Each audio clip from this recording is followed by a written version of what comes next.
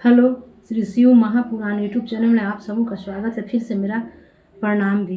तो आज श्री शिव महापुराण के तृतीय खंड के 15वां और 16वां अध्याय का वर्णन सुनूंगी और सुनाऊंगी। तो 15वां और 16वां अध्याय में माता गौरी का विवाह का वर्णन है। तो विवाह का वर्णन सुनने से पहले मैं अपने गुरु जी की स्तुति कर लेती हूँ, फिर अच्छे से कहानी सुनूंगी और सुनाऊंगी। गुरुर्ब्रह्मा गुरुर्विष्णु गुरुर्देव महेश्वर गुरुर्साक्षात् परब्रह्म तस्मै श्री गुरवे नमः। आइए सुनते हैं 15वां अध्याय की कहानी।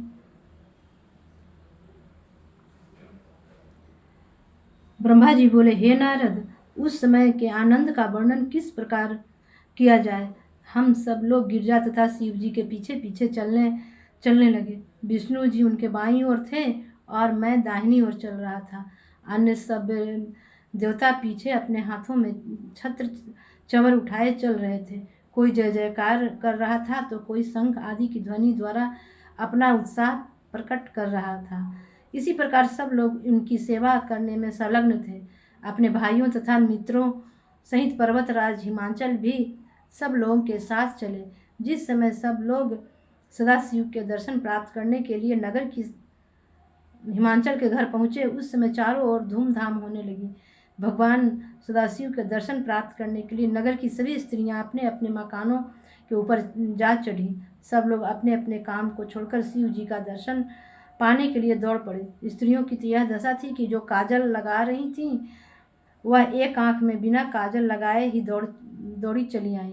वे झरोखों के भीतर बैठी हुई शिव दर्शन करने में ऐसी मग्न थी कि यदि किसी की धोती की गांठ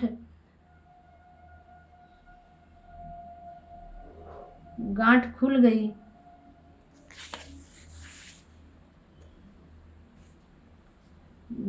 गई तो उस बात का उनका कोई ध्यान ही नहीं था।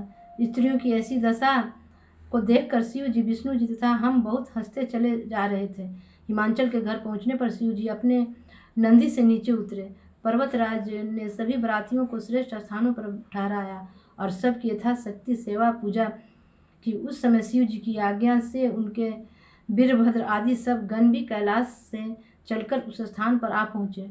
उन गणों ने आकर हम सबों को प्रणाम किया।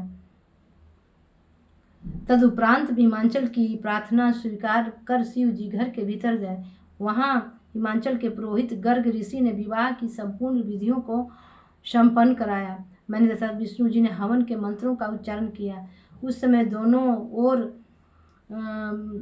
ओर से बहुत दान दिया गया। जब शिव जी ने गिरजा का हाथ अपने हाथ में लिया, उस समय के सुख का वर्णन किसी भी प्रकार नहीं किया जा सकता।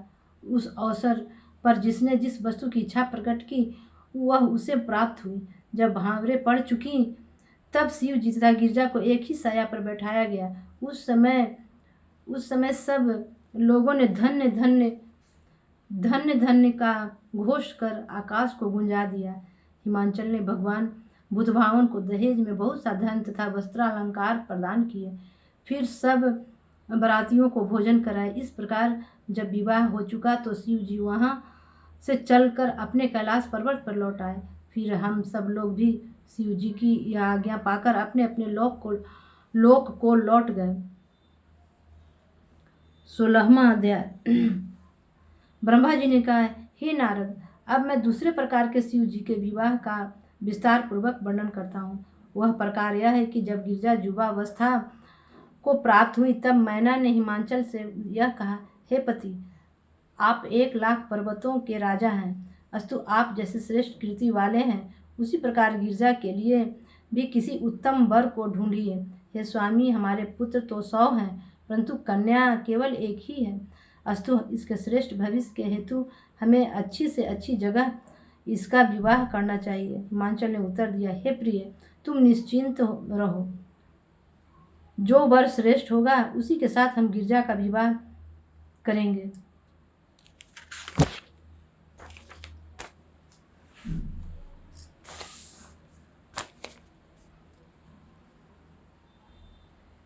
हे नारद, इतना कहकर हिमांचल अपनी राजसभा में आए और मंत्रियों से विचार विमर्श करने के उपरांत अपने पुरोहित से बोले, हे पुरोहित जी, अब आप गिरजा के लिए कोई योग्य वर ढूंढने की कृपा करें। हिमांचल की बात सुनकर पुरोहित सर्वप्रथम इंद्रलोक में गए। वहाँ इंद्र की सुंदरता को देख कर उन्हें अत्यंत प्रसन्नता हुई और उनसे गिरजा के विवाह की चर्चा छेड़ी। उसे सुन इंद्र ने उत्तर दिया, हे पुरोहित, गिरजा ने तो शिव जी के लिए अवतार ग्रहण किया है। तुम ऐसी बातें करके हमें नरकगामी क्यों बनाना चाहते हो? इंद्र की यह वचन सुनकर पुरोहित अग्निलोक में गए। वहाँ भी उन्हें यही उत्तर सुनने को मिला। इस प्रकार वे जहाँ जहाँ भी गए वहीं सबने गिरजा को अपनी माता अनुमान कर पुरोहित के ऊपर क्रोध किया। अंत में सबके कहने पर पुरोहित जी विष्णु जी के पास गए। विष्णु जी ने स्वयं गिरजा के साथ विवाह करना स्वीकार न करके पुरोहित को यह उत्तर दिया कि तुम हिमांचल से जाकर यह कहना कि वो गिरजा से ही बात पूछे कि तुम्हारा पति कौन है। तब गिरजा जिसे बातें बतावें उसी के साथ हिमांचल उसका विवाह कर दे। विष्णु जी के मुख से यह सब सुनकर पुरोहित हिमांचल के पास लौट आए और उन्हें सब समाचार कह सुनाया। समाचार पाकर गिरजा अत्यंत प्रसन्न हुई। आज की वाणी में अपने शिव गुरु के चरणों में विराम देती हूँ और अगले कहानी के लिए अगले एपिसोड में आप सबों से मिलूंगी।